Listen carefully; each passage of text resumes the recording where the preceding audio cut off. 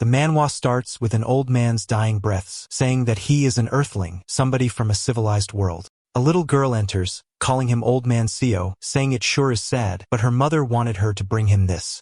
He thanks her, and she says it's no problem. He just needs to make them some soap again. She leaves, bearing the snow to head back home.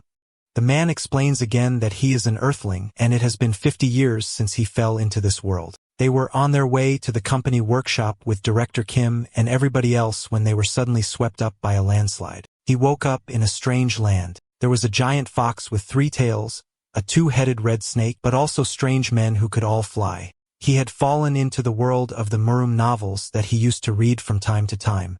Despite that, he knew his co-workers would live better lives than everyone else, all except for him. There was a sage-like being who descended from above and was in awe of his co-workers' mythical talents and took each one of them into the sky. Kim remained on the ground. They had their hopes that something special would happen to them as well, but he and Director Kim had no special abilities. Without knowing much about how the world worked, all they could do was manual labor. After 6 months, Director Kim told him he couldn't live like this any longer and used all his money to buy a third-rate martial arts book sold on the streets. Within 3 months, he mastered it, becoming a fully fledged martial artist. He worked for the nation and learned martial arts that were more and more advanced. After that, he became a powerful warrior and left for Zhonghu. He was left all behind. He wondered if something special could happen to him as well, but until the end, there wasn't a single thing. After 50 years, he is now just an old man, dying from the common cold. As he continued to spit up blood, he said that he tried his hardest to live. He learned the language and how to write, made a living, bought a small plot of land, and built his own house. He started making decent money when he began to make soap using lye. In this equivalent of medieval China, soap was essentially a new concept. However, even that ended after thieves stole his recipe and their thugs booted him out of the market. Now he is waiting for his death, having been refused by the world. He wonders what the world wanted from him in the first place. He tried his hardest, but it was futile. He cries tears full of regret, asking why he could not have been selected or why he was selected to come here when he's not even special. Everything just gets taken away from him, and he no longer even has the energy to keep his eyes open. If he had just a bit more power, maybe he might have had opportunities. And that was how he died, but also how he figured out his power. As he opens his eyes, he begins coughing while looking at the sky. Then down at his hands, he wonders how he's still alive and recognizes the clothes that he wore on Earth. As he says all his co-workers, wondering where they are, he says that he finally realized he didn't come to this world without powers, and he gained the power of regression. Kim says that they were just on their company trip, and he looks around worried. Seo says it's the first day. They fell into this strange world. While they were in the car, they suddenly got swept up by a landslide, and then they happened to see a bright light. And it's hard to remember what all went down 50 years ago. One of them calls out to him, but he ignores them, saying that if he's regressed, he doesn't know what to do now. Most regression stories start with abusing future information, but all he knows is how to make soap. And we finally learn his full name, Seo Yoon Yoon. The guy screams at him, and he says that he was just surprised. Then, the section chief slaps him to everybody else's surprise. He calls him an idiot, saying that he dozed off while driving on the mountainside and almost got them all killed. Yoon Yoon says that he's forgotten about this. He hasn't heard that title in so long. He couldn't tell he was referring to him when he was calling out to the manager. The section chief, named Jun Myung-hun, asks if he wants to lose his job the moment they get back, and Yoon Yoon says that he's a son of a bitch. He's the nephew of a managing director at the company he worked at, and that he's lucky that he became a section chief at the age of 32 by nepotism. The others start calming him down, saying that he could not have avoided that landslide no matter what. Myung-hun says that this bastard was dozing off, which is how they got there in the first place.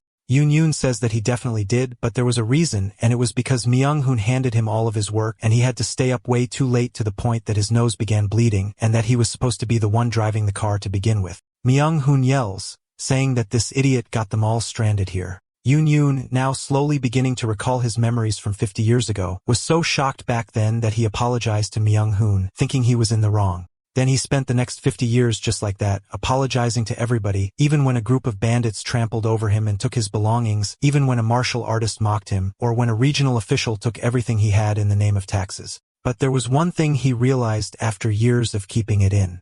Sure, he has to keep his temper in front of those that he can't handle, but that's not the case for everybody. As he stands up, he calls out to Myung-hoon, saying that he knows he's mad, but now is not the time to be pointing fingers. Myung-hoon rears back his fist for a punch and hits him straight in the face, asking if he wants to fight. Yoon says that he doesn't need to kneel down to people he can't handle as he returns with his own punch, sending Myung-hoon flying. Everybody's surprised by this, and Yoon says in his past life he's been beaten up by martial artists countless times. As he hits him one more time, he says that he was beaten up by bandits while getting herbs in the mountain and by even more bandits on Bad Harvest, and even by officials because he couldn't pay his taxes. As he starts rocking Myung-hoon's shit on the ground, Yoon says in this world of violence, he was able to gain something that these people lack, and that is pure violence. And if you hit people in the eyes, their fear is amplified. After being beaten up like this, only 2 words instinctively leave your mouth. Myung-hoon starts apologizing, saying that he's sorry over and over. Yoon says he doesn't have mythical talents mentioned by those transcendent individuals or amazing martial arts that would make him famous in the world, but he does have the ability to change his fate. As Myung-hoon begins holding onto his head, manager Kim approaches him, asking how he could do that to his own colleague. Yoon says that he's right. He got so angry, but he's sorry if they were shocked. He won't see these people again until he dies anyways. And he bows his head as he was saying that he was the one driving, apologizing for that too. Kim says that Myung-hoon was being really harsh, and there's nothing he could have done.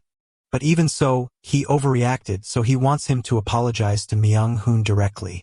Yoon says that he's going to continue seeing Director Kim, telling him that he's right, also that he will become one of the strongest martial artists there is once he gets to learning. If he supports him as much as he can in this life, he's sure he'll get something out of it. That means he needs to get on his good side now. He stretches his hand out towards Myung-hoon, saying his reaction was not warranted, and he's sorry. Myung-hoon, though, is just pissed and goes to curse at him, but takes a good look at his face and turns his head, feeling nervous. A little later, Kim says that they should try to get out of the woods and look for a village. Yoon says that's the logical thing to do, but common sense has no place in this world. Here, immortals fly wild, trying to secure their immortality, and the only rule that reigns in this land is the strong devours the weak.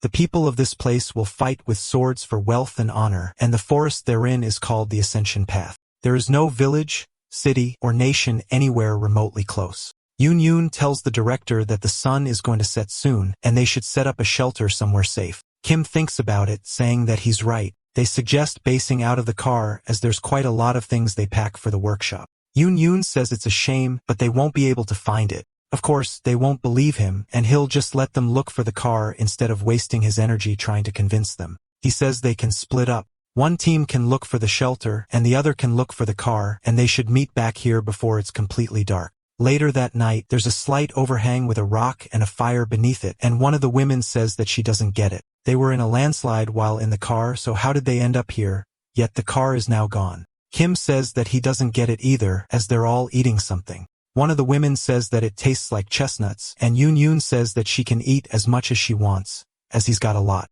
Kim laughs, saying that it's a pretty serious situation, but they're having fun, thanks to him. They knew he was this dependable even back in the company, and if he remembers correctly, Yoon was really tired while driving because he had to work late yesterday. And they know it was Mingo's fault. One of the women says that he's right and their manager is really diligent. The other 2 also agree, saying that it feels like they're camping, thanks to this cave he found. In his past life, they found this place only after being lost in the woods for hours. He tells them he was just lucky. Kim says that Buddy should just take the compliment, and Yoon decides that he'll enjoy this moment, as this is the last time he can laugh with them like this. As the night slowly comes to an end. Later, Yoon looks terrified, saying that he offers his greetings to the Lord of the Forest. As we see a giant fox saying that they have quite the unique sense for humans. Despite having lived thousands of years, they have never smelled humans like them all. One of the women wakes up, wondering what's going on outside, and they all start screaming at the sight of a monster. Yoon tells them they need to show their manners to the Lord of the Forest and get on their knees. The fox begins drooling, saying that every time they come across humans, they are reminded how foolish and rude they all are. And usually they would rip off all of their limbs, but since one of them seems to know how to treat them, it will forgive them this one time. With that being said, they must pay the price for being in their territory. And if one of them offers an arm, it will let them remain. In his past life, everybody saw the monster and panicked, and having angered the fox, they all ended up 1 foot in the grave with their limbs all being chewed off. But it seems that this fox appreciates his manners this time, and it's not all of their limbs like last time. Just one person's arm is all they have to sacrifice. Even a lost arm will be healed by the cultivators who appear 2 days later. Plus, he's already prepared an herb that will reduce the pain.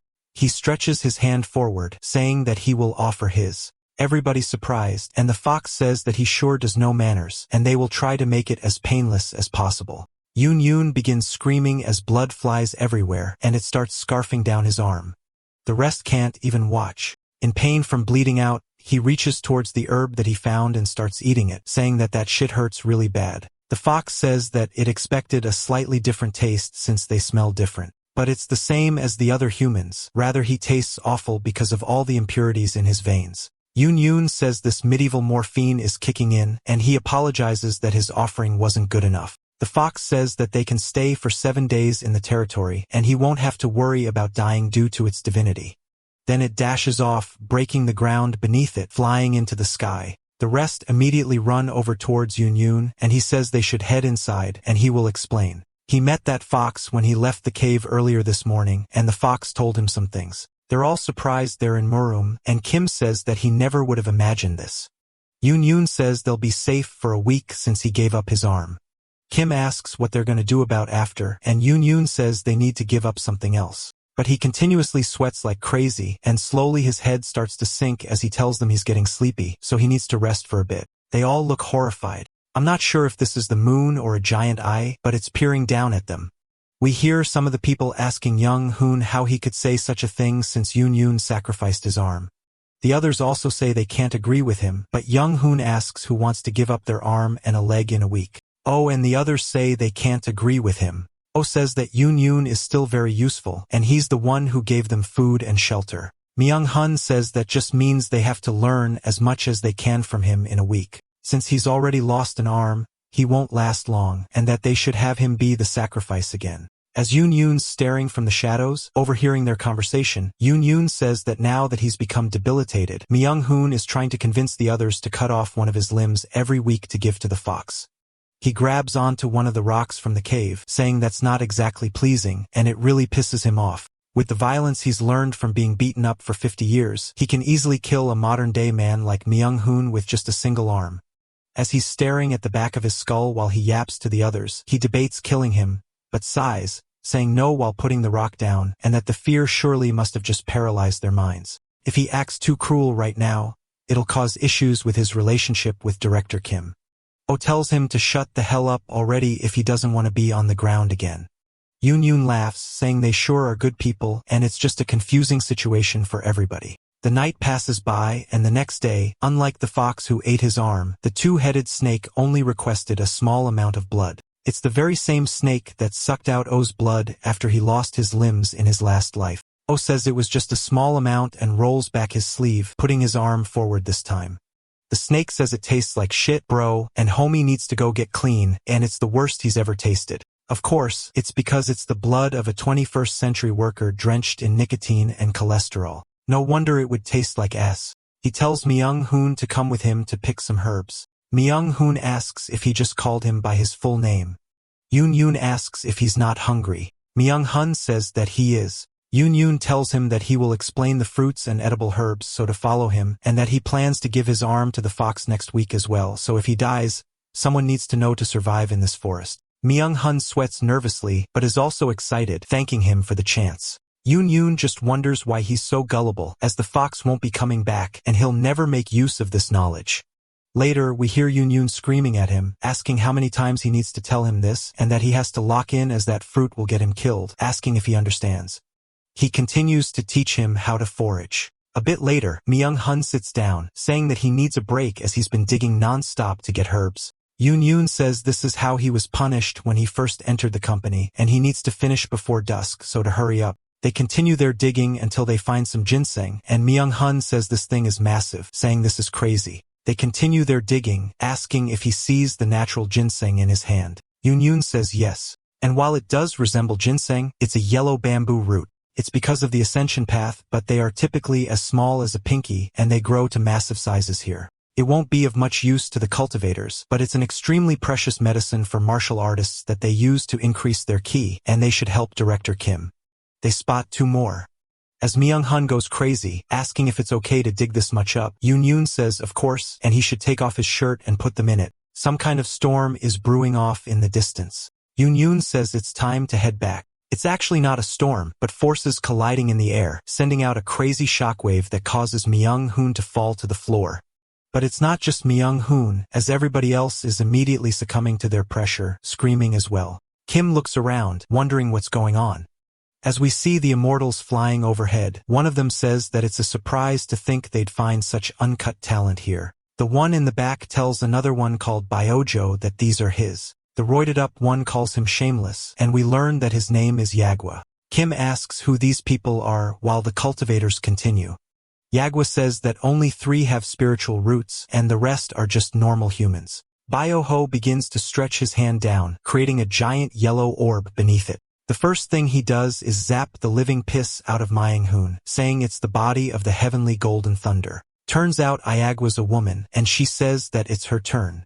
She starts playing a tune, causing one of the woman's heads to start ringing like crazy, and she lets out one hell of a scream. Ayagwa says that it's the ghostly transforming immortal root, and she can't believe such a thing existed. Now it's time for the Roid Warrior, as he lands down, telling Oh he has a unique body, and he can't believe such a unique one could exist. He will take 3 of them as disciples to the Azure Heaven Creation sect, and they have the talent to change the entire world, asking how it sounds. Although can't breathe due to the force, but says if he refuses, he'll die. Yagwa might be a man. I'm confused, bro. Tells O to head to the Black Ghost Valley instead. Byoho chimes in, saying that they can give him the power to overturn the heavens, and they will ensure he gets all of these things within 100. As they continue arguing about who's going to take him, Myung-hun is slumped out, and one of the women is getting carried by Yagwa. Kim asks if they could get them out of the forest, as they're all going to die at this rate. Byoho uncorks a gourd, telling them that mortals worry too much, as they start sucking Myung-hun into it, asking how they got here with such worthless bodies. The Roid Warrior picks up O while saying that it seems like one of them lost an arm to the fox, and seeing the wound, he offered it up himself. He may be immortal, but he sure does have guts. Yoon thanks him, and the Roid Warrior says that they've captured all beasts and monsters on the way here, and that it'll be safe for the next 10 years. Kim asks them where they are going, as they don't even know which way to get out to leave. While calling out to Myung-hun, Oh, and the woman who we learn is Manager Kong, Yoon says the same thing happened 50 years ago. No matter how hard they shouted, they were ignored and continued on their paths, but at least he had his arm healed. Kim starts panting, wondering what they're meant to do in a forest like this. As shooting stars begin to fly overhead, he asks if there's something in that direction. The next day, it began storming like crazy.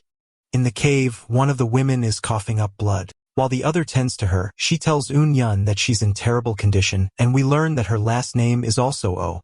She asks if there's some kind of herb they could use to stop it. Eun says they have to wait longer, as someone might appear and heal her. As he stands staring at the mouth of the cave, footsteps begin to approach them, and a man says that mortals in the ascension path is like ants suffering among the competition between dragons. Kim is surprised, asking them who they are. They smile, saying that they are the Sea Dragon King, Seo Huil.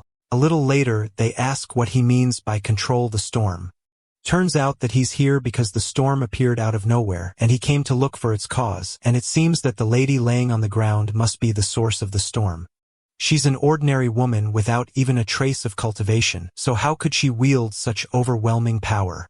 Additionally, she's not even doing it consciously, and it sure is strange. Yoon says that they are the ones confused. Not only have they just recently got here, yet one after another powerful people like Weol is appearing and taking away his companions. Weol begins laughing hella loudly, saying this means that a few of his colleagues had extraordinary potential, and then, as if it was prearranged, powerful cultivators showed up and took them away.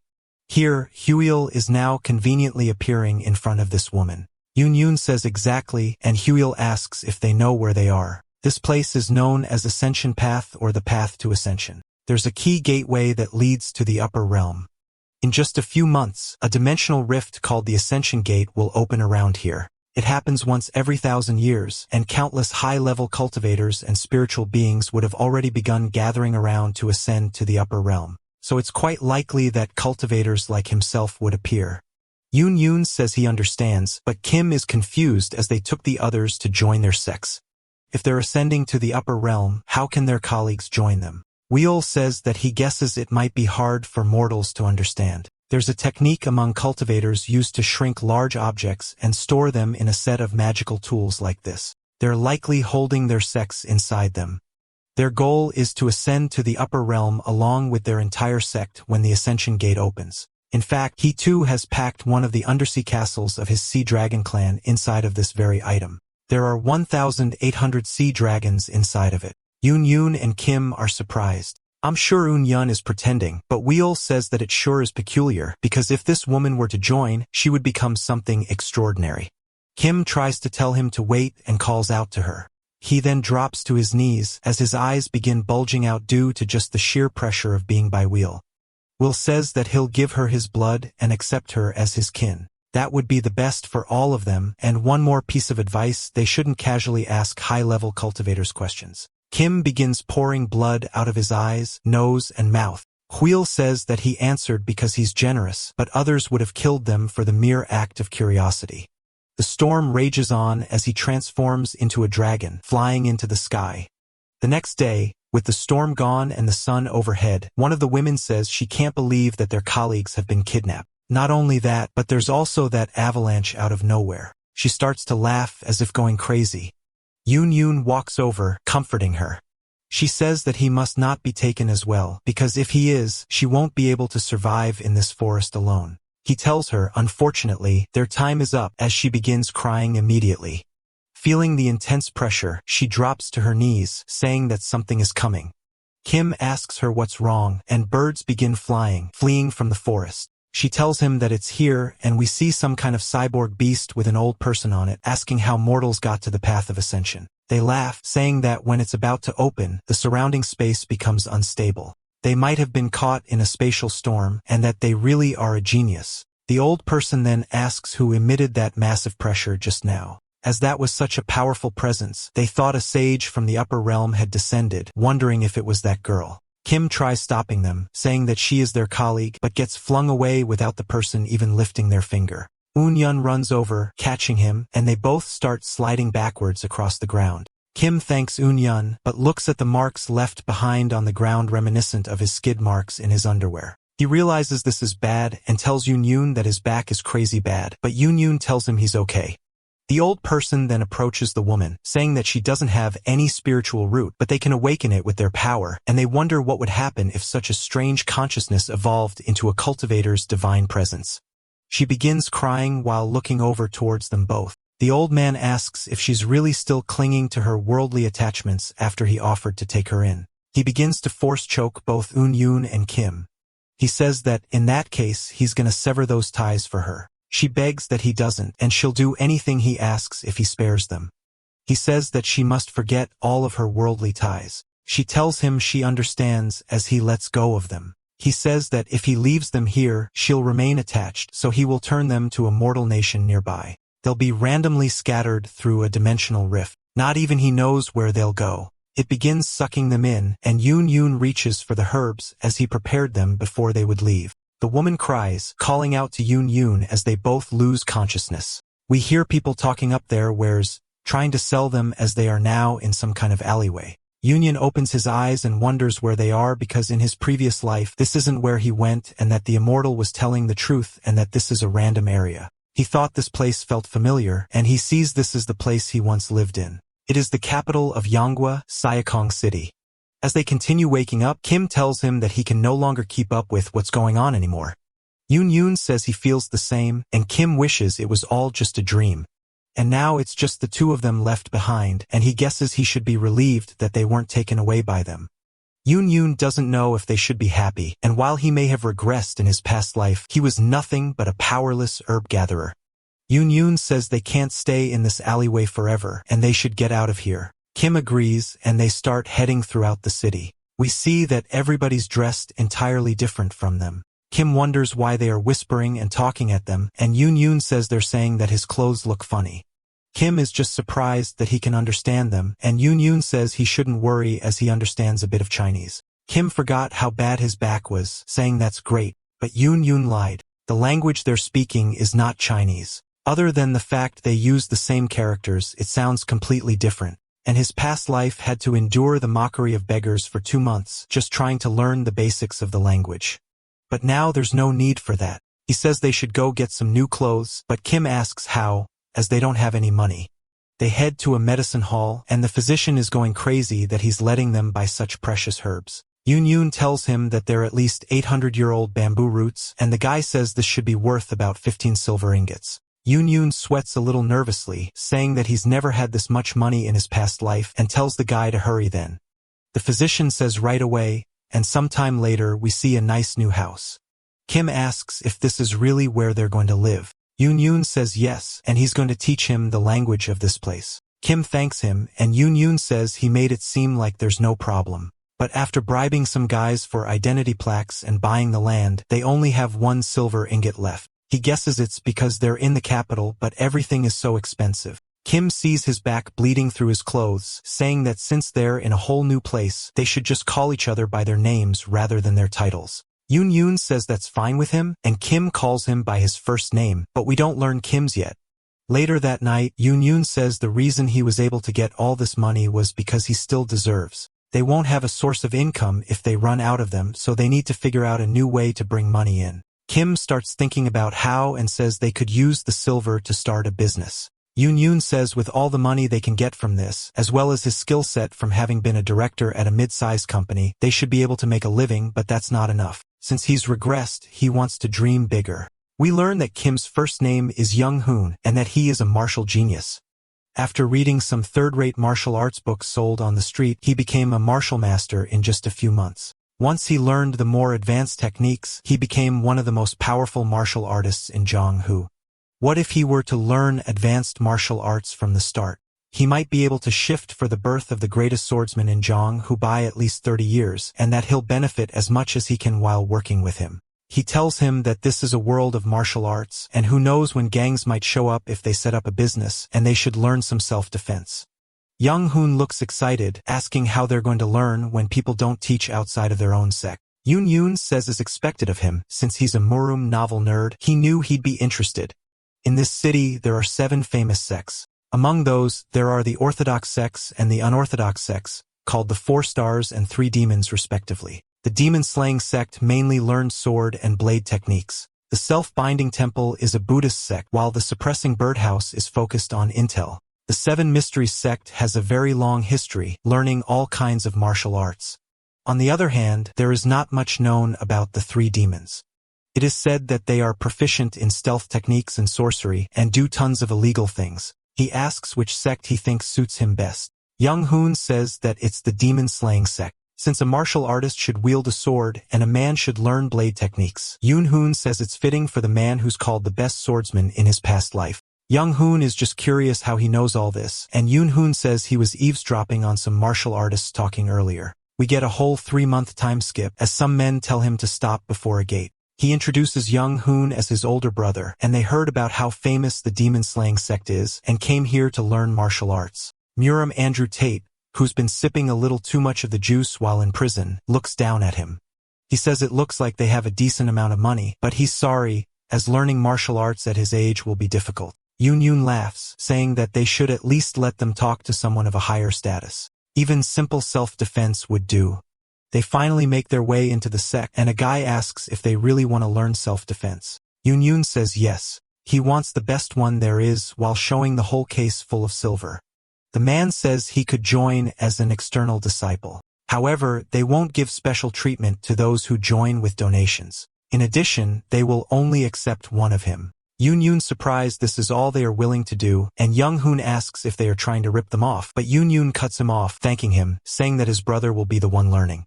The man says they should come outside later to where all of the other disciples are gathered. Young-hoon asks what the use is if he only learns martial arts. He would have chosen a different group had he known they'd be so expensive. Yoon tells him not to sweat it. It's not like he's ever been good at sports anyways, and he'll just set up a business with the remaining money and support him while he focuses on martial arts. Young-hoon says that he'll do his best, but he's old, and he doesn't know if he'll be able to do much. Yoon tells him to believe in himself as he knows he can do it. Young Hoon thanks him for the words of confidence, and another time skip of 7 months happens. At the competition held within the sect, we see a dude absolutely pissed as he's breaking his chair because some outsider from nowhere defeated all of his beloved disciples, and the entire demon-slaying sect was in an uproar that a balding middle-aged man clapped them all. To master a martial art means to understand the true meaning that the martial art holds and physically attune to it. A third-rate warrior who understands the meaning of a martial art can become a second-rate if they merge it into their own understanding. In order to advance from there, they need more than double the amount of understanding compared to before and equally more time and effort, but sometimes people with enough talent seem to laugh at typical levels of understanding and speed through many stages at once. This sect is one full of such talented martial arts. However, an outsider has come to defeat the direct disciples of that great sect. Within 7 months, he became a first-rate warrior who had completely mastered the absolute dragon saber technique of the demon-slaying sect. Who I'm assuming is the sect leader is in disbelief that he reached first-rate within just half a year of learning martial arts. On top of that, he is an outsider learning in their sect. To others, it would seem that their traditions kneel to that one man, and he tells everybody to capture him. They now have him heavily guarded within a building, and Yoon is there as well, saying that because of an outsider gaining the skills befitting an elder of the sect is now in chaos. In such a ridiculous situation, he was imprisoned, and his quarter suspected of being a spy of another sect. However, he doesn't know why he was also considered a suspect when he doesn't know martial arts. He asks Young Hoon if he's worried. Young Hoon laughs, asking about what. Yoon says about them suspecting him as a spy because in the novels they typically destroy his ki core and cut off his flow.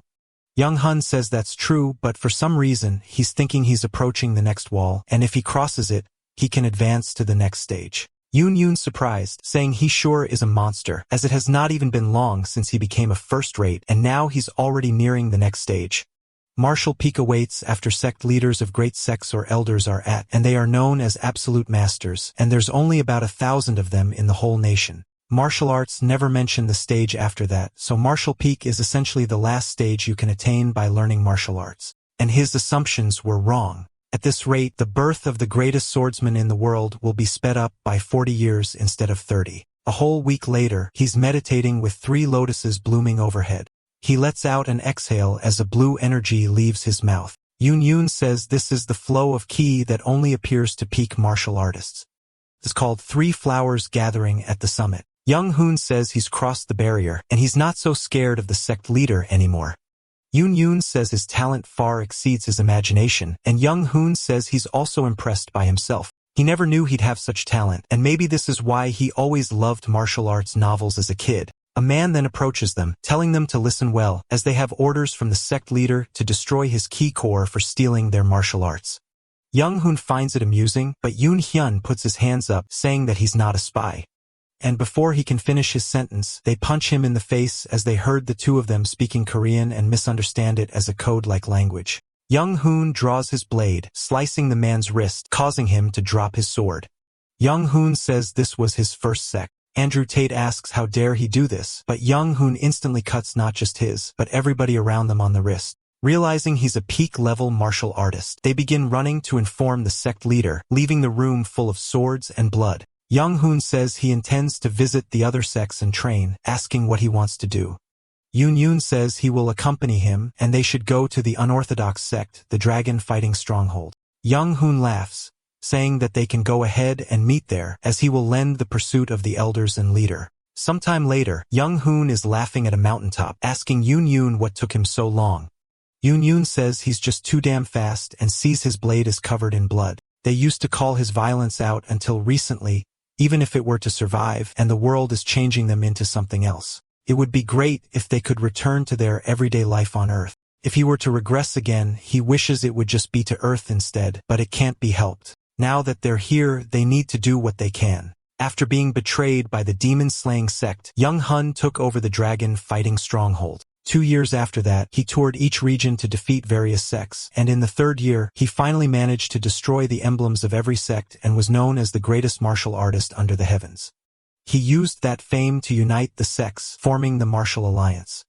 A whole 7 years later, they were as close as brothers, ignoring the gaps in their ages, and he created a martial art specifically suited for him, calling it the Severing Mountain Sword. He named it that hoping he'd inherit its meaning of will that would even cut down mountains. If he masters it, he knows he'll be able to reach the peak. Not only that, the dragon vein key method that was created alongside it. This is true first-rate martial arts, different from any second or third-rate. If there was a problem, it would just be one thing. As Eun-yoon falls to the floor, Young Hun taps his club on his shoulder, saying that this is really unfortunate and that Eun-yoon has absolutely no talent. Even though the best martial artist under the heavens created a martial art specifically for him and taught it to him one-on-one, he barely made it to third-rate after an entire year. Eun-yoon says he guesses it can't be helped and he does have some talent in medicine at least. Young Hoon says people are talented in different areas. And eventually, decades have passed, and one day he witnessed it, as there were now 5 flowers over Young Hoon's beautiful head. Eun-yoon says it's a level he'd only heard of in legends, as the 5 energies converging to the origin. Young Hoon starts to release an otherworldly glow from his eyes and mouth, and his body begins contorting and shifting as his hair grows longer and longer, and even changes color, and he releases a powerful surge of energy. Young Hoon calls out to him, and Young Hoon begins laughing, asking what has him so surprised. Now I can actually call his hair beautiful without it being ironic, as he went through a body reformation. Eun-yoon tells him that he looks younger than he does. Young Hoon laughs, asking if that's so, saying that he feels so full of life he could do anything. Eun-yoon tells him the world would be shocked at his skeletal restructuring, and Young Hoon agrees. Young Hoon says that he needs to hand the Martial Alliance over to a successor soon. Young Hoon asks if anybody fits the bill and says that the Martial Alliance leader must have at least some skill in martial arts, but not a single one understands martial arts properly. Eun-yoon tells him that he's just extraordinary and there's no genius like him in the world. Young Hoon looks out the window, asking if that's really what it is, saying even so, there's simply nobody who is worthy. We get another 15-year time skip. Atop one of the buildings, we see Eun-yoon explaining that it's been 35 years since he started his life on this path. He's already in his mid-60s, and he wonders what Young Hoon is up to. After a single year since his skeletal restructuring, he passed the position of alliance leader to his successor and left, and Eun-yoon really wanted to retire with him. But to manage order within the alliance, he had no choice but to stay as the strategist of the alliance until now. And that Young Hoon wished to travel around once more, maybe it's because of that, but he didn't come to his retirement ceremony. Eun-yoon sighs, saying that it's way too quiet here. He bought this manor with his retirement funds, but it's too big to live in alone. He spots somebody asking who it is, and when he gets closer, it's none other than Young who's laughing. Eun-yoon asks what happened to him and where he's been instead of coming to his retirement ceremony. Young Hoon then lays on the ground, and Eun-yoon asks what's wrong with him. Young Hoon just looks up at the sky, saying that he truly believes he was blessed with a gift in martial arts. Eun-yoon tells him that's correct, saying if he's not a genius, who would be? Young Hoon says he's right and that he is one. Among those in the area, no, rather any ordinary mortal, nobody is capable of matching his martial talent. Young Hoon laughs at him, saying ordinary mortal, as if he himself is ordinary. To everyone else, he is the strongest man underneath the heavens. Young Hun then tells him that he fought a cultivator, saying that surely he remembers them too, from 35 years ago, when their co-workers got kidnapped by those flying monsters. Eun-yoon says of course he remembers. Monsters don't reveal themselves easily, but they lurk within the shadows of the royal palace here, manipulating the entire country of Manhwa. Ever since the Align was formed, their influence in the country grew, and they began to direct their influence onto them. Young had problems with this, but his going against their order would mean opposing the nation itself. He had no choice but to follow orders for the sake of protecting the Martial Alliance. Because of that, Young Hoon gave up the position of alliance leader, and he wanted to duel them as an individual. By scouring Manhwa alone, Young Hoon tells him the cultivators were truly difficult to find even when he did locate one. He says that mortals weren't worth fighting and used illusions or simply flew to leave, making it difficult to fight them. But 5 years ago, he was finally able to duel one. Eun-yoon asks him if he won, and Young Hun says he did. Eun-hyun laughs, saying that if he had done that while he was the alliance leader, he would have caused a lot of trouble. Young Hoon is shaking, saying that he put his life on the line to fight a cultivator who was in the key building stage. He barely managed to make a small cut on his fingertip. Eun-yoon looks surprised, and Young Hoon continues, saying that the cultivator said that even a single scratch would count as his loss. So technically, he did win. Eun-yoon asks if the key building stage is one of the 10 strongest cultivators, and Young Hoon says no. The key building was the second to lowest stage in the world of cultivation. Using the standard of a martial artist, it's akin to being a second-rate. Yoon is in disbelief, saying that's nonsense. In his previous life in this one, he knew that cultivators were ridiculous beings, but Young-hun's martial arts undoubtedly reached the sky. He can truly walk atop nothing and utilize martial arts while suspended in air, and he's capable of cutting through entire buildings of steel as if they were tofu. But for such a genius, barely nipping the finger of a bottom-rate cultivator, it's absurd. Young-hoon says he is but a frog in a well. They cannot face the cultivators, and they are living natural disasters. Yoon looks worried, and Young-hoon says even so. As he reaches into his outfit, he pulls out the guy's hand, saying that he managed to cut it off today. Yoon asks if that means he's managed to surpass him, but Young-hoon says no. He placed some paper talisman on himself and his hand grew back, and that he thinks this is the limit to his martial arts. Yoon asks what he's talking about. Young-hun says he's here to say goodbye to him today. He said he held his willpower in high regard and that he was willing to accept him to join his cultivation sect, so he'll probably start from the bottom up there. Yoon says that means he's going to surpass the mortals and that it's impossible without a spiritual root. Young-hun says that for a regular mortal, the stage of 5 energies converging to the origin is equivalent to the 5-element spiritual root that cultivators are naturally born with. In order to gain the trait that cultivators are born with, mortals must use their entire lives to manifest even that basic quality. Young-hoon then slices his sword, cutting through space itself, saying that he will now go and aim for a higher stage, and he hands Yoon a book, saying this is his last gift towards him and to stay safe. Yoon starts screaming out his name as he fades out. The book is called The Record of Transcending Cultivation and Exhausting Martial Arts. But Yoon wonders where he's going without him, and so even more time has passed. As we see an old Yoon, just like the start of the series, saying this is cruel. It has been 50 years since he has come to this world, and here he lay to a common cold, just like beforehand. And fate is something no matter how hard a human tries, they cannot escape. In the end, all that's changed is his house and his bed, and he ultimately dies on the same day. He lived his life to its limits because he didn't want to experience the same regret in his past life. He was so busy, he hadn't even thought of marriage. Thanks to that, he was able to unite all of the martial sects here and experience plenty of the fame and wealth the mortal world could offer. But what is this sense of emptiness? If he had struggled harder, maybe both he and Young-hoon could have reached the sky, and his body quakes into a sense of pure powerlessness.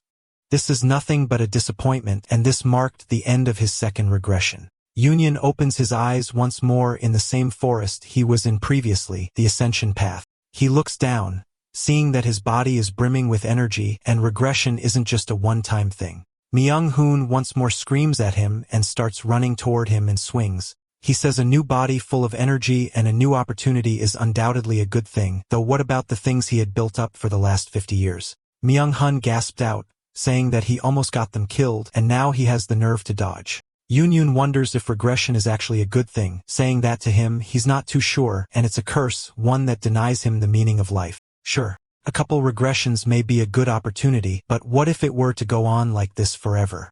He would be trapped in fate's will, forced to wallow in the suffering of life until the end of time.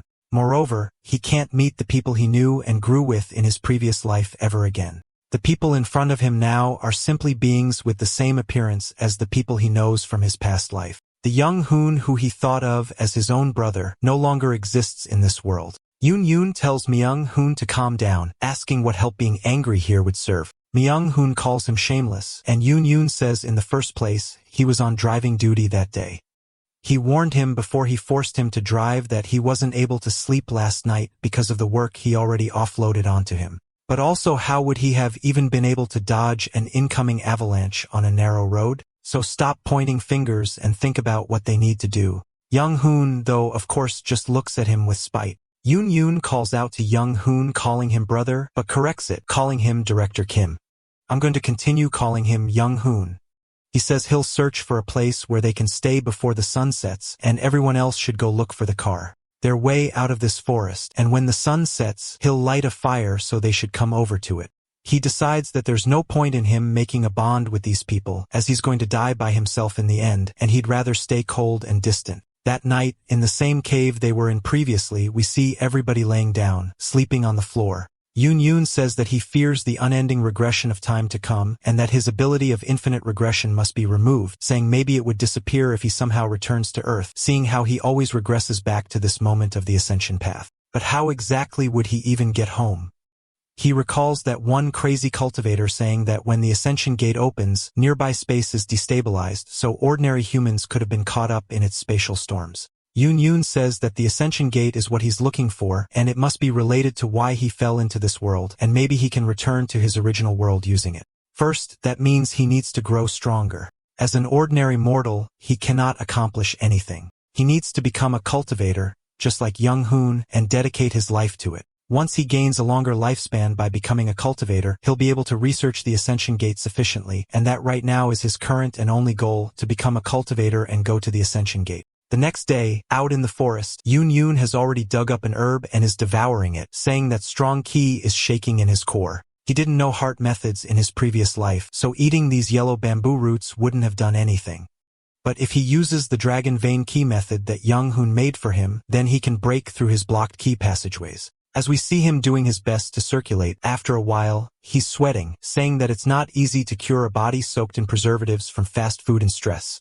Later in the day, we see a bunch of wood carvings on the ground, as he is carving a stick to make a makeshift sword that he can practice with, saying that this should do it. He then begins practicing his martial arts, the same ones that Young-hoon made for him. In his past life, he was just an average second-rate martial artist, but since he wasn't practicing near the end of his life, his skills have dulled. But that's not a bad thing. As he stares at a tree, he swings, using the severing mountain sword, actually managing to cut it, saying that he has it all in his head. So growing his skills is a matter of time. Young-hoon, surprised upon witnessing this, asks what that was, asking how he slashed a tree with a wooden stick, and what the hell is up with his strength. Yun says that this is the man who will lead him to become a cultivator and asks him if he wants to learn the technique. Young-hoon asks if he really can, but then we hear the wolf laugh as it crushes the tree and starts to snarl at them, calling them filthy humans, asking how dare they play around in front of the master of this forest. Yun says that he honestly forgot about him. We see blood flying as the wolf is eating his arm. Yun says all he can do now is to apply pressure to his nerves to ease the pain as the fox bites away at his arm, and that he is weak. In both his first life and his second, he can't help it. It then skips completely past the second regression, which is a little disappointing, understandable, I guess. As we see, it's his third regression, and everybody's trying to get him to stop as he's walking towards the wolf once more. He gives us a recap of his second life. Even though he vowed to attain the level of 5 energies converged to the origin and become a cultivator, despite learning under the best master for over 100 years, he barely managed to make it to become a first-rate martial artist. As he grabs onto his arm, he starts ripping apart at it with his bare hands. He says that his talent is worthless compared to that of the people here, but despite that, regardless of whether it takes a millennia or 10 times that, as everybody screams, he hands his arm up to the fox and he says that he won't give up. The fox laughs, saying that a human who knows their manners and offers up a sacrifice of their own accord sure must be delicious, and they can't wait to have a taste. Yun says he'll give his arm up any time until the day he surpasses its strength. After eating his arm, the fox left, allowing them to stay here. Without regard for his co-workers, he continued to swing his sword alone in the forest. Aside from when the cultivators arrived to heal his arm and kidnap his co-workers, he swung his sword without food or rest. He finally stopped on the 4th day and says that he has a question for the Sea Dragon King. Yahello asks what it is, and Yun says he believes that he intends to take their manager, and we finally learned that her name is Haiseo, and he says that she is a mortal who lacks a spiritual root, and regular mortals can only live for up to 100 years at most. So he wonders what Yuzi has with her. He says that he is quite informed about cultivators for a mortal, but he should not worry. When she accepts his blood, she will awaken to a spiritual root, befitting her talents. Yun then asks if they could also have the opportunity, as they are from the same lands, and they might also have some special powers he could be interested in. Yahello laughs, telling him to listen. As he starts releasing pressure, he says he'll warn him for his own sake that he should try to avoid making demands to high-rank cultivators like him. They've lived through dozens of millennia and have seen and learned countless things he could not even dare comprehend. As he is one of the kinder ones, he'll forgive him, but certain freakish cultivators would be more than willing to crush him like an insect for making eye contact. The storm starts raging violently as he turns into a dragon, carrying Haiseo away. And the next day, when the other cultivator came, we learned that the woman's name is Yoon, and he says that she is born without a spiritual root. So how is she able to become his disciple? The man laughs, saying that this is a priceless pill that awakens one to their spiritual senses, and a mortal can gain the opportunity to become a cultivator if they consume this. Yoon says this means there are other ways to become a cultivator. He then says that it's also possible for mortals to train in martial arts and gain the 5-element spiritual roots, but that path takes far too long and results in a very mediocre outcome, and this is the best way. But now that he has no business with the two of them, he sends them away in the portal once more. Yoon yells, telling him to wait, and when he opens his eyes, he sees himself on a tree. He looks up, spotting the southwest of Yonggwa. He says his previous life was spinned, just like his second one, where he and Young Hun traveled throughout the country. And after spending almost 100 years traveling, he knows every place like the back of his hand. He tells Young Hun to wake up and explains that he woke him up and brought him to the nearest city and explained the situation to him. While he seemed quite confused, he soon appeared to accept this new reality, and they arrived in Hobek City and sold the herbs of the Ascension Path to buy a small house. Yoon taught him the language, as well as the Severing Mountain Blade which he had created in his second regression, by modifying the Severing Mountain Sword in order to make it better suit the weapon he used. Yoon looks disappointed, saying this is very unmotivating. He reached the level of 3 flowers within 3 months of learning martial arts, while someone like him can spend 2 whole lifetimes training and barely reach first rate. Young Hun laughs, saying that he thinks he could beat Yoon now. Yoon says that this man is not the same Yoon he considered to be his own brother, and that he is mentally several times younger than him. In terms of mental age, he'd be as old as Director Kim's grandfather, and he shouldn't accompany him in this life. Yoon tells him from now on they should begin living separately and hands him a book. Young Hun asks why and if he did something wrong, wondering what the reason is. Yoon says the reason is simple. In his first regression, he became the Martial Alliance leader, but despaired after losing to the cultivators. His second regression wasn't much different. He made the same book, but even a newer one, as well as fighting the same cultivator, but he was unable to surpass the cultivators and gave up, leaving the path of martial arts and becoming a cultivator. The same thing will definitely happen in this life. He no longer wishes to witness Young Hun's face filled with despair. He says he wants to tour the lands and improve his own skills. Young Hun asks how he's going to live on his own without him, and Yoon says his martial art should be more than enough to go off of. He's taught him how to communicate right and fight. He's a martial artist at the martial peak level, so he doesn't need to worry. Young Hun says this means he must part with someone who shares his homeland once again, and Yoon tells him that they should promise to meet back here at this house every 2 years. Young Hun thinks about it, and it turns out he convinced him. And then Yoon left. He heads into the city, and a man tells him to halt, asking what brings him to the Hall of 8 Respects. Yoon bows, saying that he has come to request the duel. The man laughs, saying that one simply cannot just barge into the Hall of 8 Respects. And as the man's speaking, Yoon quickly unsheathes his blades, slicing forward, cutting open his uniform and his spear. As his spear starts to fall apart and his clothes, the man looks shocked, and Yoon says he plans to grow stronger, and then resheathes his blade, asking the man if he really looks like he's a nobody to him, as he plans to do whatever it takes. Inside of the sect, a woman welcomes Yoon, saying that the sect leader is waiting for him. As they walk down a hallway, he sees the sect leader standing on a training arena. A lot of the disciples are all watching, and a man says that he was wondering who their guest might be when he heard a first-rate martial artist was here, but to think it would be such a young man. Yoon introduces himself, saying that he greets the Hall of a Respect sect leader. The guy says that his ki is undoubtedly formidable. Yoon says his is as well, and he wants him to bestow upon him some of his teachings. The sect leader releases his weapon, which is like some form of a multi-section weapon. Yoon readies himself, and the sect leader says that he will make the first move. He leaps forward, and Yoon dashes sideways, dodging the attack. The man then uses his ki to wrap it around the weapon, changing direction towards Yoon's head. Yoon watches carefully, and then parries it with his sword. The disciples are surprised that he deflected the sect leader's nine-chuck with his sword. I guess that's what they've called it. The sect leader says, seeing his reaction time, he's reached level of becoming one with a sword, and he's at the late stage of first rate. Yoon says he can tell he's also completely merged his martial arts with his weapon as well, and he's learned much from that single move. The sect leader is amused, saying that he can't believe he's at the same level as him, despite being such a young age, and he's really a genius. Yoon laughs in his head, saying that's not even a compliment to him. He knows that it may seem impressive that he's reached a level of prowess that would take others decades to reach in his late 20s, but he is just one of the many talentless fools commonly found in the world, and the sky never gave him such talent. Yoon though takes the praise and says that despite his lack of talent, he was able to develop a level of martial prowess equivalent to those of geniuses, and that regression is the only opportunity for him to use it. He decided to act as a genius for now, saying that he will use sword energy from here on out. The sect leader says that he should as well, and he will take things seriously. Yoon comes in with the mountain-severing sword first form, transcending peaks. The sect leader dodges sideways. Yoon goes with the second form, entering mountain, following it with the third form, ascending vein.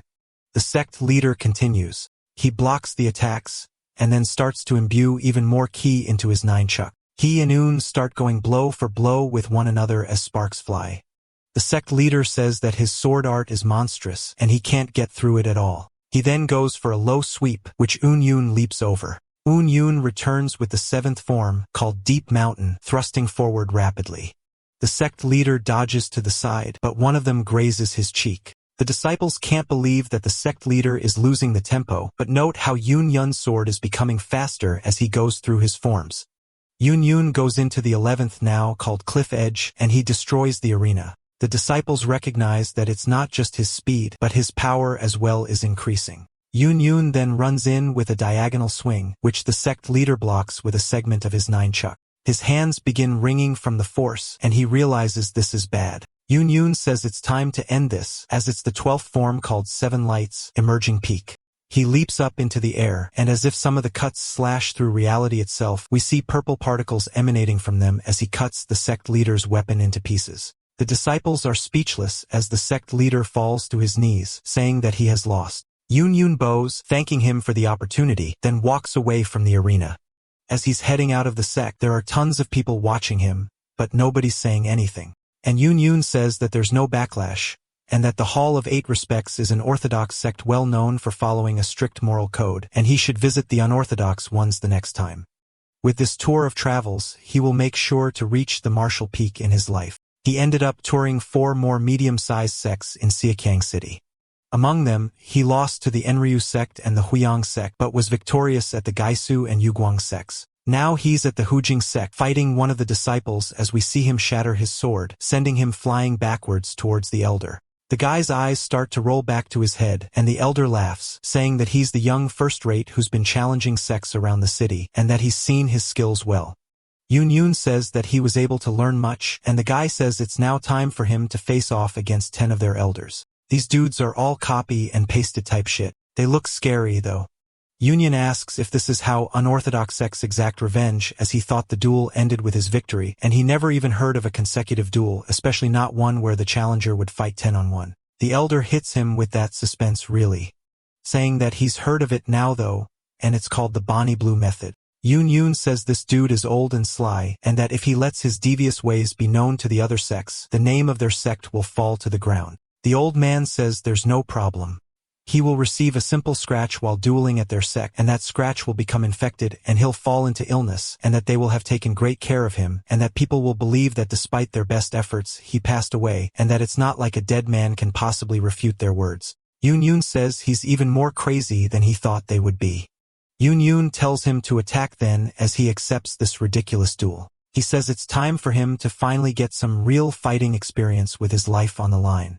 Later that night, in another city, at an inn, we hear laughter erupting. A drunkard is talking about a young martial artist that went to challenge the Hujing sect. It sure is an unfortunate end for him. The other patron agrees, saying that it's his fault for challenging an unorthodox sect to a duel. The general consensus is that when you're young, it makes you naive, and they all seem to believe that the world will go as they will it. Everybody thinks he's just killing himself by going to fight them because while they are a sect in name, they're practically a group of bandits. He's probably buried by now, but we see his bloody shoe enter the inn. One of the workers greets him before seeing him soaked in blood, and Yoon asks for 1 bowl of noodles. The dude says, certainly, telling him to come in, and all the guys talking shit are just making faces, and they looked afraid to even look at him. That night, as Yoon walks past them, he says that those guys were crazy, and he almost died. Not only was it 10-1, but they even poisoned their weapons. Thank God he learned medicine of the highest level during his time as the Alliance's strategist. If he hadn't eaten the curing pill and stimulant he made beforehand, he would have died. Also, he had to fight every single lackey of the sect as well as the old dude was absolutely furious. He yelled, getting everybody to charge into the room, and they were using bows and spears. Eun-yoon fought like an animal in order to survive, and as he's enjoying his noodles, it's proof that he did. He ended up killing the sect leader by stabbing him in the chest. He cut the survivors' tendons to cripple them for life so they won't even be able to think about revenge. He finishes his bowl, saying that overdosing on a stimulant is making it impossible for him to relax right now, as his hands are all jittery, and he's definitely not going to be able to sleep at all for the next few days. So he's going to challenge an orthodox sect to a duel. As he grabs his sword, he leaves, proceeding on his journey. This ridiculous feat of him defeating an entire sect and then enjoying a simple bowl of noodles causes his name to be spread among the masses. As gossip roamed all throughout the city, soon people gave the said crazy martial artist a befitting title. They called him the one with infinite fighting spirit. While Eun-yoon lacks talent, his goal to the martial peak is as far as ever, and this is why he must continue his fight. He even weaved through life and death to inch closer and closer. For a talentless man to break the wall, he must go mad. If one lacks talent, they must embrace insanity, and that is the only way a talentless man can catch up to a genius. And so he went through various places within the country and fought several duels a day, whether they were orthodox or unorthodox sects. And after 5 whole years, at the manor they were promised to meet at, we see dust getting kicked up. Eun-yoon is in the 14th form of the Severing Mountain sword, called the Key Mountain Flowing Heart. As we see his sword vibrating with a circle around it, he says that sword key in the form of silk is something that can only be used by those who have a soul. Even attempting to form it for a moment places a ridiculous burden on his head, but if he doesn't do this, he can't possibly dream of catching up. As we see Young-hoon coming in from above, Eun-yoon blocks the attack, but it disperses his ki, sending him flying down to the floor, and he even makes a crater. He says that all of his sword ki was destroyed in a single strike. Young-hoon laughs, saying he had high hopes from hearing about him, but he still has a long way to go, and he thinks that he's clearly won this time, as he is now the strongest man under the heavens. Eun-yoon says that he truly has incredible talent, congratulating him, saying that he's grown even stronger than last year. As he's hit skeletal restructuring after only 5 years, Eun-yoon wonders what he's been doing in that time, saying he's still only a first-rate martial artist and that talent truly brings people to their lowest. Eun-yoon asks what brought him here, and Young-hoon says they agreed to meet every 2 years. After attaining the 5 energies, converging to the origin, and visiting great sects, he realized one thing. He is the strongest man in all of Yanghwa, and no one can withstand more than a single strike of his. Eun-yoon wonders why he's just now noticing this, and Young-hoon continues, saying that he was thinking, as the strongest man under the heavens, that he was planning on creating a sect or organization of some kind, and he wanted to offer Eun-yoon a seat. Eun-yoon says he's fine though, as he prefers how he is now. As he always ends up with his obsession for becoming the alliance leader, if he accepts the offer, he'll end up working himself to the bone as the vice leader or strategist in this life as well. In order for him to reach the martial peak, every second is precious to him. After saying that, it would be hard for him to meet after he starts his organization. He began trying to convince him by saying he could help with his training through one-on-one lessons. Eun-yoon says no matter what offer he makes, he's not taking it, and Young-hoon looks sad. But from Eun-yoon's perspective, he's got his teachings from multiple lives, and it hasn't done anything, and what he needs is real-life experience. In his past life, Young-hoon told him that once he enters the late stages of first rate, he should endeavor to experience as much real combat as possible. So this life, he decided to merely watch his saga from afar and continued on his own endless journey for battle. And after 20 years of countless duels, Young-hoon comes back to the pavilion and enters, saying that Eun-yoon looks quite pale, and Eun-yoon says that he finally realized that his talent is truly one forsaken by the heavens. Bro got it rough. Young-hoon says that despite training endlessly, he still hasn't been able to raise his progress.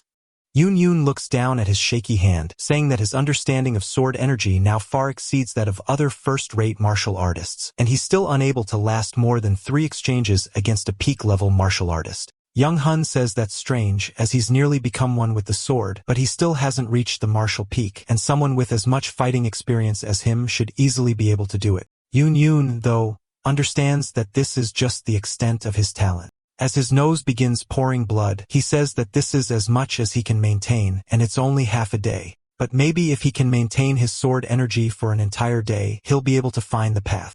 Young Hoon wishes him the best and hands him a book, saying that this is the insight he gained from fighting a core formation stage cultivator. He tried to buy as much time for himself by understanding his moves and managed to escape successfully. Yoon says it's as thick as his last 2 books, and he can't believe that the insight needed to escape from a core formation stage cultivator was this great. The same words that Young Hoon said in his previous lives are echoed once more, that they are living natural disasters. Obviously, he needs a deep understanding in order to escape from the wrath of nature. Yoon says he sees, and he will preserve and pass it down to the next generation. Young Hoon thanks him and says that he's going to go find a core formation stage cultivator again, and he prays that they need each other alive, and he gives him a hint to reaching the Martial Peak. He says that he should try to take in every single piece of spatial information in his mind at all times. Yoon asks what he means by this, and Young Hoon says that he needs to keep how he stays aware of his surroundings in order to utilize them during real combat, and he should try to make that, something he typically only utilize in combat, stay active at all times. Yoon asks how he could even do that, as just maintaining sword energy all day makes his head feel like it'll split open. But now he needs to stimulate his surroundings at all times, wondering how he knows his head won't just explode. But he says there must be a reason that the strongest martial artist would assign him such a task. From that day forth, he began to keep aware of every single piece of information his eyes would give him and remember the spatial position of every object. As he's going through the city, he's keeping an eye on everything, same as when he's going through a forest and we see him panting. And he says it's been 5 years since he began to maintain his sword energy and spatial tracking. He feels dizzy, and being aware of everything that enters his sight is a very dizzy feat. It's not just that. He started surpassing his visual information, and he's tracking audible information now as well. He doesn't even know if he can fight in this state, as there aren't any more sects for him to go fight. In the past 30 years, he's traveled throughout the entire country visiting various sects from medium to large, and now there isn't a single one left within the country for him to visit. He currently has resorted to capturing bandits and living off of their bounties. He has to fight against enemies that would use any dirty method while he's in such a lightheaded state, so he doesn't know if he can survive. But this is a path that he chose, and he will not run from it. We see the bandit boss appearing, saying that he's going to die here, but Yoon says even if he does, he will continue to walk this path. As we see blood flying, it jumps to 15 years later, and he says that it seems that Young Hoon has survived. Even though he's grown old, Young Hoon is still young, saying that once again he has. Yoon explains that it's been 45 years since he regressed. He has now reached a stage where he is proficient processing and remembering, not only with sight and hearing, but also taste, touch, and smell at an advanced level. But that was all. He still hasn't been able to become a peak-level martial artist, and he can't believe that an entire life's worth of training isn't enough. Young Hoon tells him that the cultivators have put a bounty on him as his name is spreading amongst them, and the 2 core formation stage cultivators set a trap to ambush him. And he barely escaped, but he managed to make a single scratch on one of their cheeks. Yoon says that he seems to have gained great insight again this time, and Young Hoon says it's nothing like that. It's impossible to defeat a core formation stage cultivator. If he can't escape, he'll end up as a corpse, and he's been having some thoughts recently that 5 energies converging to the origin may be the limit that a martial artist can aim for. And he suspects that the author of Record of Gazing Cultivation and Exceeding Martial Arts ended up arriving at the same conclusion as him, which is true because he's the one who wrote the book, and I guess Yoon gave it to him without telling him he wrote it. Yoon says that he sees his own self in him. While he undoubtedly has a talent gifted to him by the heavens, Yoon has the opposite, as his talent is forsaken by the heavens. He wonders why he relates to his situation right now so much, when the 2 of them are polar opposites when it comes to talent. Yoon says he's stumped as to why he's unable to reach the next level, and Young Hoon says despite successfully emulating sword energy and having vision of a peak-level martial artist, he's still unable to become one, and he has no idea what could be the case. Young Hoon asks if he would like to go through a duel and give some feedback. Yoon says he would, and that night they head outside, and we see a giant explosion. We see a giant shockwave, and Yoon asks just what the hell is his problem. Young Hoon says he doesn't understand, as he should have become a peak-level martial artist ages ago. Yoon asks what that even means, as clearly he hasn't, while spitting up blood. Young Hoon says this is strange, wondering why this is happening, saying that even if he lacks talent, he should still be there. He then thinks about it, saying maybe he lacks a catalyst. Yoon asks what he means, and Young Hoon says it's like a strong sense of drive or emotion, an event that might get him to exceed the limits of his concentration and surpass his talent. This makes Yoon snap and lose his reasoning, and he asks what the hell he means by that, as he's done nothing but wield the sword for the last 50 years. There's no way he can get more desperate than he is. He's struggled his entire life, desperately trying to escape being a first-rate martial artist. He's activated all of the key flows in his body, and he even holds his sword in his sleep and keeps his sword energy active. He's reached the point where he's processing and memorizing every bit of information, even his dreams. He falls to the floor screaming at the heavens, asking why they won't show him the next stage. He says that he knows how it looks for a 70-year-old man to curse the heavens for his fate, but he can't help it. He's only pursued the sword for his entire life, and he doesn't have a clue what the next stage is like. Young-hoon watches him, feeling defeated, and then tightens the grip on his blade before swinging, cutting into a tree, saying that he's created martial art during their duel that should fill in his weak points. He knows this is no proper reassurance for his needs, but he hopes learning it will help him calm himself. It's called the Mountain Lord Martial Arts and the Transcending Peak Steps. Once again, Young-hoon disappears like nothing's ever happened, and 5 years later, Yoon says it's been 50 years since his regression, and he doesn't have a lot of days left to live. He wonders if Young-hoon's passed away, saying they haven't met in some time and that this must be their fate. Both of their talents just end here. Yoon says no matter how much they struggle, mortals can't escape the fate the skies have set for them. Young-hoon, though, does appear behind him, asking what he's talking about. We see him missing both of his arms, looking horrible, and Yoon asks what the hell happened to him, saying that he's in a grave state and he should go get the medical tools from his house. Yoon's coat then starts to get pulled up as he and Young-hoon dodge and attack narrowly. Yoon just wonders how he's grabbing him when both of his arms were chopped off. Young-hoon then tells Yoon to look as a cultivator is chasing them, and this is the price he paid for blowing up the arm of a core formation stage cultivator. He starts laughing like a maniac, saying that he has finally made a core formation stage cultivator take meaningful damage. He has witnessed the stage past the 5 energies converging to the origin. What was thought to be the final stage of a martial artist, he can finally surpass it. Yoon looks surprised. As we see an orb floating above Young-hoon's head, he tells Young-hoon to look as he risked his life and burned away his life force to get to this point. Yoon says that is enhanced ki. Young-hoon says that he was able to burst a core formation cultivator's arm thanks to this, as we see it flying backwards, completely annihilating Yoon's manner. Young-hoon tells him to watch, as this is the result of his life's work in training martial arts. Yoon starts crying because this dude just blew up his damn house, saying that he invested all the money he gathered for 50 years while living as the infinite fighting spirit into this house. Young-hoon though laughs, telling him to look as he has run far and wide to show him this because he decided that he would leave his will to him. Yoon, at that moment, spaced out and rage filled him, but he calmed himself down and watched his martial arts performance. The place where a 3-story building had been exploded without a trace. It's a good thing that he didn't have any servants in the house. Otherwise, hundreds of them would have died with that attack. The blade traces he can see in there from the few remains there are show how much effort he has put in. He can also see that the ball of enhanced ki just then was a concentration of thousands of blade energies. That is an unbelievable force. The stronger than any martial art he has shown him until now. Yoon says this is how he was able to do it, and before he had to ambush or assassinate the key building stage cultivators for a chance, but now he can fight them head-on. As they start falling, Yoon screams, and they plummet down into the forest. We see the landing was taken really roughly as it shot, breaking a bunch of trees. Young-hoon's voice starts to grow weak, and he tells Yoon not to forget these techniques, as these are his life's realizations. He then says he should pass on his martial arts to future generations. Yoon says he heard him, so stop talking as his life is at stake here. The cultivator then arrives, saying that he found him finally, calling him the ultimate martial spirit, saying that this is terrible spot to run to.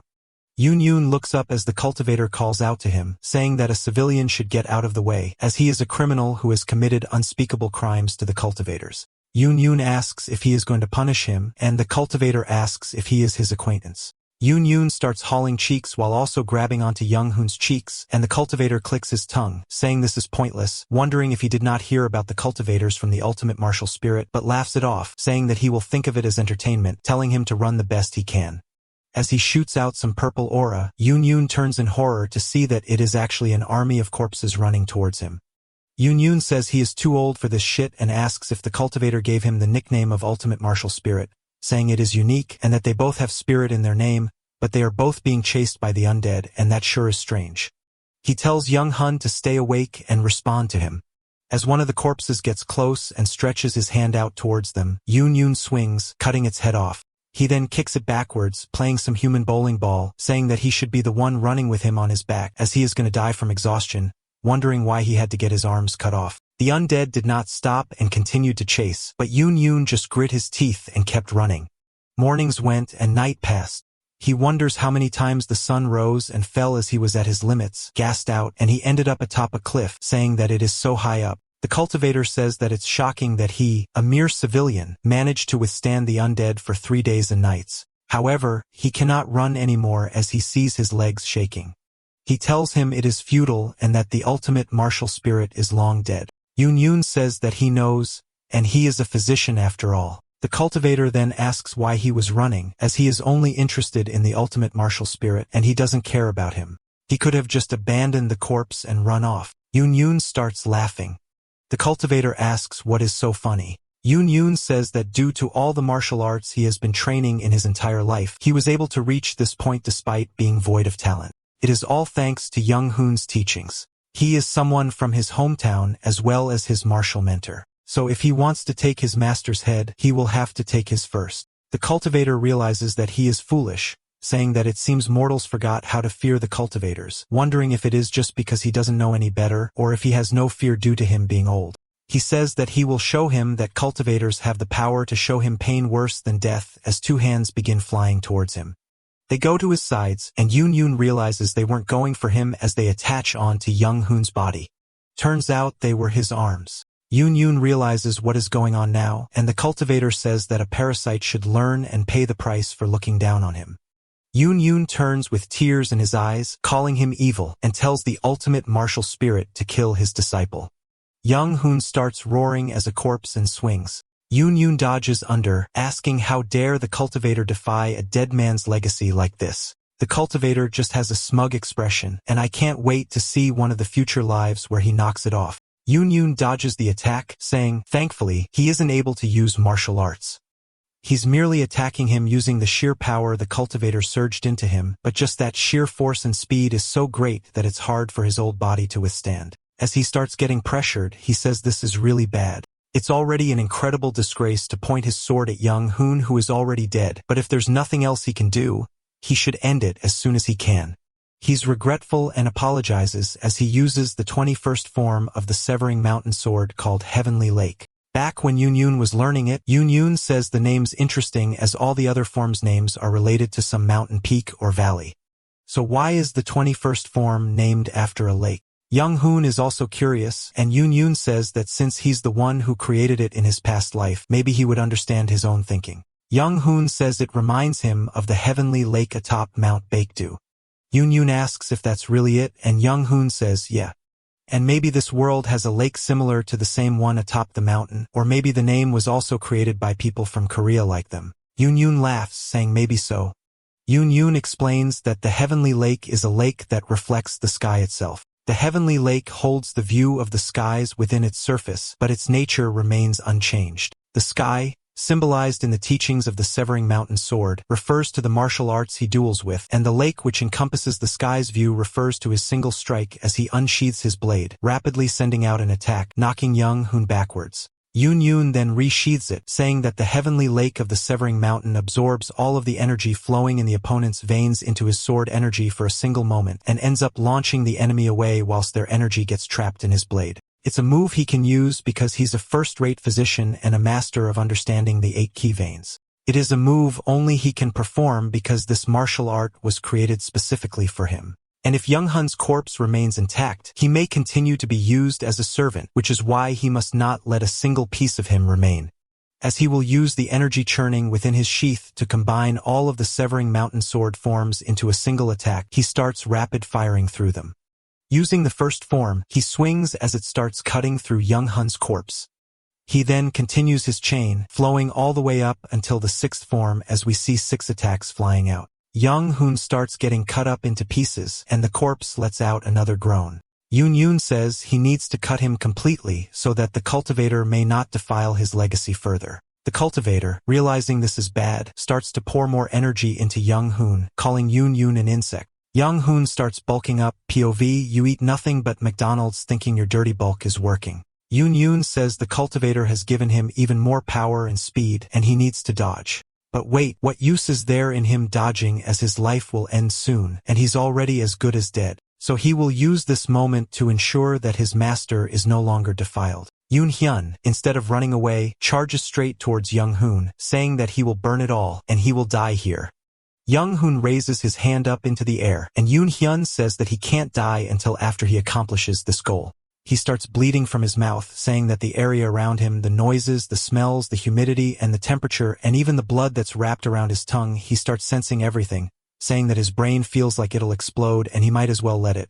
His eyes begin burning violently as he holds up his sword, letting out a scream. He says until his brain burns to a crisp. But then, his brain feels like it explodes, his eyes open widely, and instead of accepting the pressure formed from putting his life on the line as per past experiences, he wonders what's going on, if he's become delusional. As time feels like it's slowed down, he starts to see little strings in front of him coming from Young Hoon's hands, showing the exact motion he's about to swipe. Yoon Yoon decides to trust in it and dodges the attack. He then sees a blue line from his sword showing him the path to follow, and he does. As he slowly traces the line, he swings, cutting into Young Hoon's corpse with ease. Yoon Yoon then realizes that this is the vision of a martial artist who has reached the martial peak. He sees Young Hoon's corpse smiling and realizes that even though their talents, one blessed by the heavens and the other forsaken, were polar opposites, the reason they were so similar was because they were both ultimately struggling to escape the fate given to them by the heavens. As Yoon Yoon dashes past Young Hoon, we see he actually managed to follow the lines, cutting him into pieces.